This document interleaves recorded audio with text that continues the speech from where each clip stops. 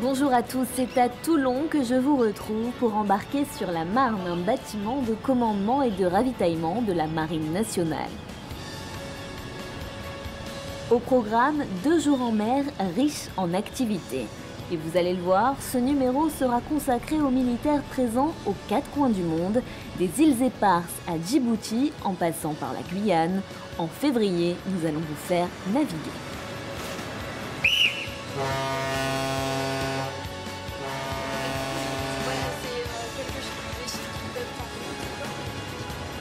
De gauche en diminution pour la route au 166. Alors commandant, nous arrivons à la passerelle du bâtiment que vous commandez justement. Quelles sont ses particularités? Alors le bâtiment de commandement et de ravitaillement Marne est un des 4 du type de la Marine nationale. C'est un bâtiment de 160 mètres de long avec 160 marins à son bord, dont 25 femmes. Et sa mission principale, être au service des autres pour les ravitailler. Vous pouvez peut-être nous donner quelques chiffres sur ses capacités? Bien sûr, ce sont d'abord 10 000 tonnes de combustible pour les bâtiments eux-mêmes, mais aussi pour les aéronefs, pour les hélicoptères et pour les avions du Charles de Gaulle, par exemple. Et en plus, 180 tonnes de fret, donc une bonne capacité pour les bâtiments à la mer. Merci pour ces précisions. Voguons maintenant du côté des îles Éparses, à plus de 8000 km d'ici.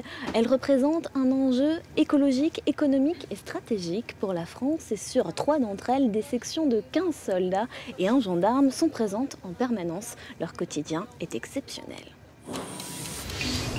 Après plusieurs heures de vol, une île apparaît au milieu de l'océan Indien. Il s'agit de l'île de Juan de Nova, une des 5 îles éparses que possède la France dans cette région du monde. Elle représente pour l'Hexagone un intérêt stratégique, économique et environnemental. Les eaux qui les entourent constituent une zone exclusive économique immense, riche en ressources énergétiques et halieutiques. Depuis 1973, un détachement d'une quinzaine de militaires assure une présence continue sur ces îles. Relevés tous les 45 jours, ces hommes ont pour mission d'assurer la souveraineté française et de préserver les intérêts du pays contre toute forme d'agression extérieure. Si ces îles ressemblent au paradis, le quotidien de ces militaires n'est pas ce que l'on croit. Isolés, à plus de 150 km des premières côtes et à 4 heures de vol en transal de la Réunion, chaque homme se voit confier une mission particulière pour assurer le bon déroulement du quotidien. De l'entretien de la piste d'atterrissage au poste de transmission, tous ont un rôle à jouer. Ainsi, parmi eux, le caporal Bossu s'est vu chargé d'un poste clé, l'eau. Alors l'enjeu ici de l'eau, c'est de pouvoir la récupérer suite aux pluies, la brasser ainsi que essayer de la purifier au maximum et de la stocker afin de la rediffuser un peu partout, que ce soit pour les cuisines, que ce soit pour les douches ou les lavabos. Le développement durable est un véritable enjeu sur l'île et les militaires y sont particulièrement vigilants. On ne peut pas se permettre de créer une déchetterie sauvage et de tout entasser. Ça mènerait des maladies et ça nuirait à l'image de l'île. Donc on doit tout trier pour pouvoir évacuer ensuite les déchets par les bateaux de la marine ou par les avions. Mais on ne laisse rien ici de façon à préserver au maximum la beauté de l'île. Fin de relève pour les militaires du 2e RPIMA. Dans quelques minutes, ils quitteront l'île, laissant derrière eux un nouveau détachement, prêt à vivre une expérience unique. Départ du trolley pour réglage distance. Retour palette. Retour palette. À une quarantaine de mètres juste à côté de nous, le bâtiment de projection et de commandement Tonnerre s'exerce à un transfert de charges lourds avec la Marne. Et c'est grâce à ses capacités d'emport et de transfert que le bâtiment de commandement et de ravitaillement participe à la permanence à la mer des forces aéronavales. Et d'un bâtiment de plus de 157 mètres aux pirogues guyanaises, nous allons maintenant parler de l'opération de lutte contre l'orpaillage illégal Harpie. Pendant 48 heures, au cœur de la forêt équatoriale, une de nos équipes a suivi une patrouille de militaires de l'armée de terre et de la gendarmerie partis recueillir du renseignement.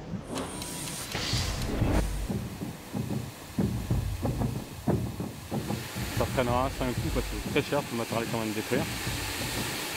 Petite bataille de gagner quoi. La guerre certainement pas, mais au moins une bataille.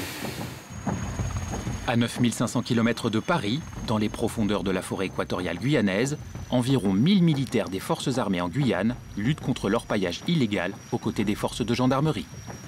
Immersion au cœur de l'opération Harpie.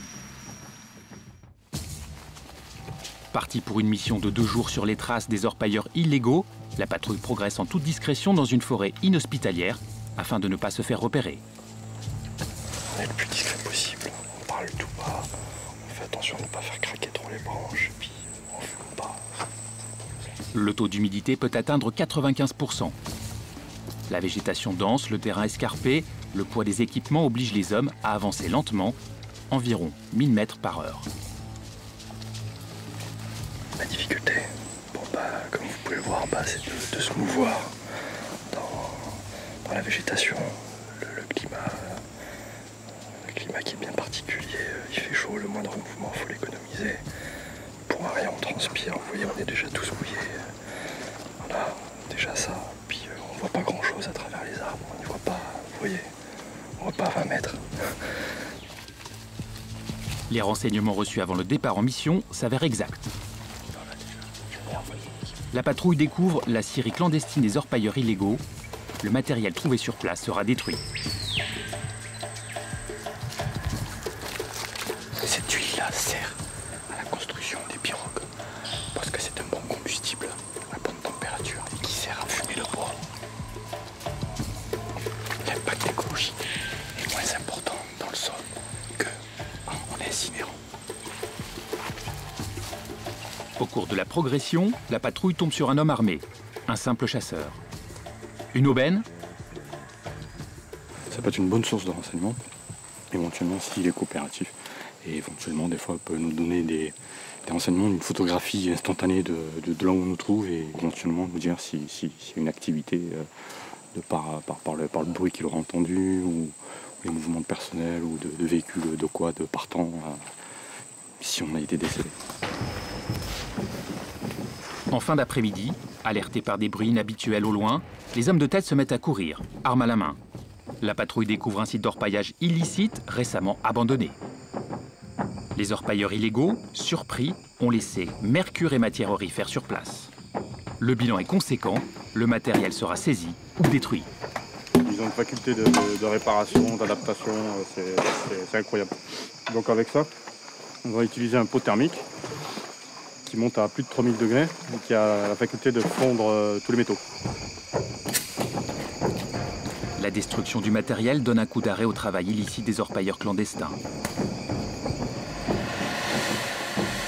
Leurs techniques d'extraction d'or ont des conséquences graves sur l'environnement. Depuis 2008, l'opération Harpie, plus qu'une lutte contre les orpailleurs illégaux, participe à la sauvegarde de la plus grande forêt de l'Union européenne. Départ du trolley pour réglage distance. On est bon? Je descends le chariot. On rentre le trolley. Alors nous venons juste de vous voir participer à une manœuvre de ravitaillement à la mer. Quel était votre rôle précisément ce matin?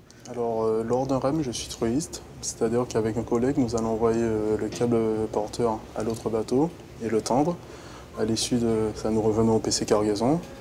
Nous allons contrôler tout ce qui est pression et température des treuils. Et s'il y a un problème sur les treuils, c'est nous qui allons intervenir les premiers. Pourquoi avoir choisi ce métier?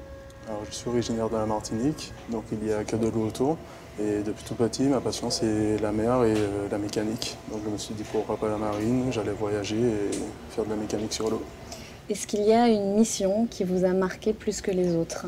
Alors oui, c'était une mission Atalante, lutte anti-piraterie.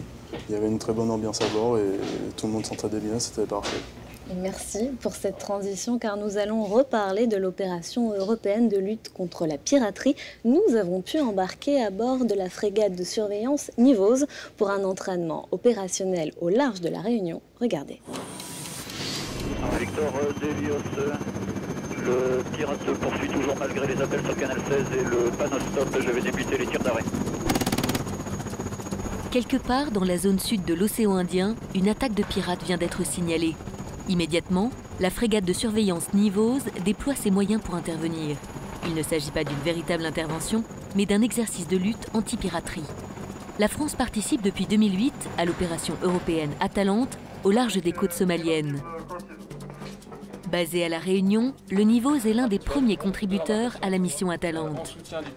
La mission consiste essentiellement à protéger les bâtiments d'intérêt, notamment ceux qui acheminent le programme alimentaire mondial vers la Somalie, mais également à effectuer une sécurisation d'un couloir de navigation dans le golfe d'Aden, et enfin à participer à la dissuasion et à l'interdiction de navigation des pirates. Un bâtiment vient de nous appeler, il se situe actuellement à une vingtaine de nautiques de notre position. Ils ont été attaqués par la... Première phase de l'intervention, l'alerte. Il s'agit d'identifier et de localiser l'embarcation pirate. Deuxième phase, l'approche. Le bâtiment va s'approcher, va coordonner l'emploi de son hélicoptère avec l'emploi de son équipe de visite qui va être acheminée en embarcation et ensuite intervenir pour arrêter ce personnel, l'appréhender. Cela peut nécessiter l'emploi de la force par l'hélicoptère avec des tireurs d'élite pour faire des tirs d'avertissement, tirs de semonce, voire des tirs au but, de manière à venir arrêter l'équipage. Des procès-verbaux sont ensuite enregistrés afin de prouver leur culpabilité. Avec seulement 6 attaques de pirates en 2013, l'opération Atalante a permis en moins de 5 ans de réduire de manière significative le nombre d'attaques au large de la Somalie. Communication sécurité, mouvement de TA5 en cours, maintien en vigueur des consignes de sécurité. Un autre type de ravitaillement a lieu, liquide. Cette fois, 40 mètres cubes de fuel vont être délivrés à la frégate Courbet à un rythme de 200 litres seconde. Et petite précision qui a son importance, 3 bâtiments de la marine peuvent être ravitaillés simultanément par la Marne. Direction maintenant Djibouti, dans la corne de l'Afrique. Là-bas, les auditeurs de l'Institut des hautes études de la défense nationale ont pu assister à des démonstrations dynamiques. Rejoignez-les.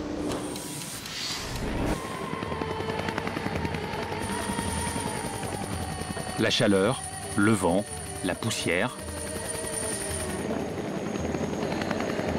C'est dans cet environnement aride et désertique à Djibouti que les auditeurs de l'IHEDN, Institut des hautes études de la défense nationale, ont pu appréhender au plus près du terrain les grands enjeux de défense de la région. Ces auditeurs sont issus pour un tiers du Centre des hautes études militaires, qui ont été sélectionnés pour devenir plus tard les futurs généraux ou amiraux de l'armée française. Les 2 autres tiers sont constitués d'auditeurs civils qui proviennent à la fois du secteur privé et du secteur public. Ils viennent de toutes les professions. Le but étant vraiment de distiller l'esprit de défense à tous les niveaux, de façon à derrière avoir une action de rayonnement, chacun dans leur domaine de responsabilité. Durant 4 jours, les auditeurs ont notamment assisté à des démonstrations et des actions de combat grandeur nature dans des conditions d'entraînement très proches des théâtres d'opération actuels. Je trouve que les explications pratiques sur le terrain sont extraordinaires et on a l'impression de vraiment comprendre et la géographie et les missions de l'armée, la coordination de l'armée. C'est un terrain d'expérimentation et de compréhension pour l'auditeur qui est absolument fascinant. C'est aussi, je crois, une manière de montrer à tous ceux qui sont auditeurs que l'armée française a des capacités extraordinaires. Elle les a démontrées déjà plusieurs fois donc, au Mali et ailleurs. Mais je crois que c'est bien de montrer aux gens ce qu'on est capable vraiment de faire techniquement. On ne peut qu'être ébloui, je pèse vraiment mes mots, de découvrir un monde tout à fait méconnu des civils que nous sommes et dont la richesse est assez extraordinaire. Situées au cœur d'une zone stratégique, les forces françaises mettent en œuvre la coopération militaire franco-djiboutienne et permettent de disposer de forces rapidement projetables en cas de crise dans la région est africaine. Reçu, 40 mm pour une table de 2 coups. Alerte!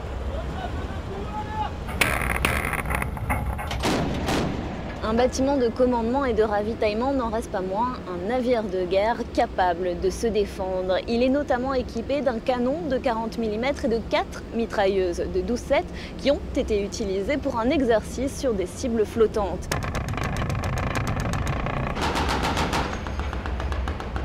Mais pour le moment, c'est l'heure de se quitter, malheureusement. Restez connectés avec nous grâce à nos réseaux sociaux, Facebook et Twitter avec le hashtag JDF. Et puis bien sûr, rendez-vous le mois prochain pour un nouveau numéro du Journal de la Défense.